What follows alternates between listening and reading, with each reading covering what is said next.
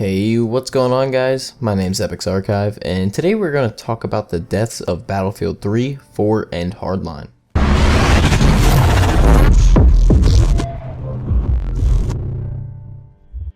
When Battlefield 1 was announced, the previous titles saw a jump in their average number of players. Battlefield 4 in particular went from 95,000 players on average per day throughout the month of April to 141,000 players per day throughout the month of May.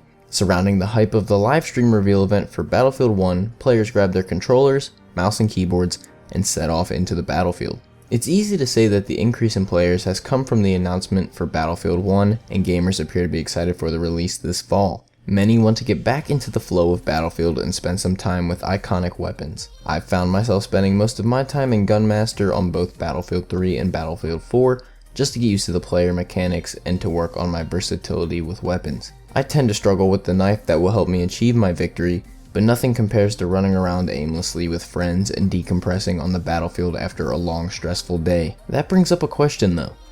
How long will this boost in players on the previous titles last? Well, looking at the history, Battlefield 3 received a spike in players when the announcement for Battlefield 4 was made. This lasted about 2 months, and then every time more information was released about the game publicly, the amount of players would spike up again, and the longer the time was between the next big announcement for the game, the more players would drop off. I believe we can expect something similar with the previous titles, and we may see something close to a permanent death with Battlefield 3 and Battlefield Hardline. I'm going to say a permanent death in this case is under 1,000 players total. Battlefield 2 has less than an average of 100 players every day, and Battlefield 3 is consistently averaging less than 5,000 players a day. Battlefield Hardline was trending below 20,000 daily before the announcement for Battlefield 1. Battlefield 4 has managed to keep its head around 100,000 players daily even without the announcement of Battlefield 1. And with the release this fall, I think we're going to look at a 40 to 50% drop-off rate on the 18th of October, plus an additional 10 to 20% drop by the 21st.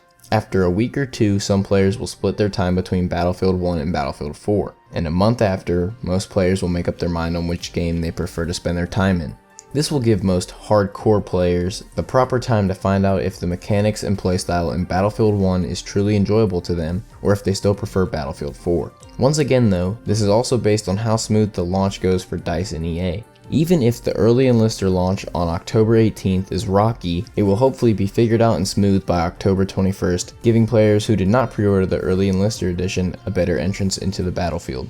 After a month into Battlefield 1, I believe we will consistently see less than 3,000 players on Battlefield 3, if not even less than that, potentially giving the game a permanent death. Battlefield Hardline should consistently be under 10,000 players daily, and Battlefield 4 will be around 20 to 40,000 players daily. It is also important to remember that there is still a significant amount of players on the last gen consoles, so the population numbers will most likely drop for current gen and PC, while last generation consoles may become the leaders in these games. Still, we find there are sometimes more players on the PlayStation 3 servers for Battlefield 4 than the Xbox One servers. Xbox 360 rarely gets into the double-digit thousands, and PlayStation 4 tends to lead the pack, followed by the one and only PC. So my question for you is, are you currently playing any of the soon-to-be previous Battlefield titles?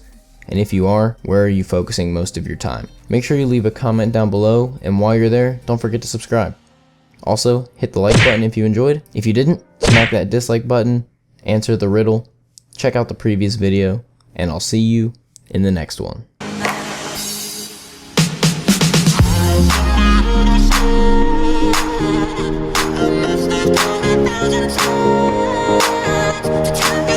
I'm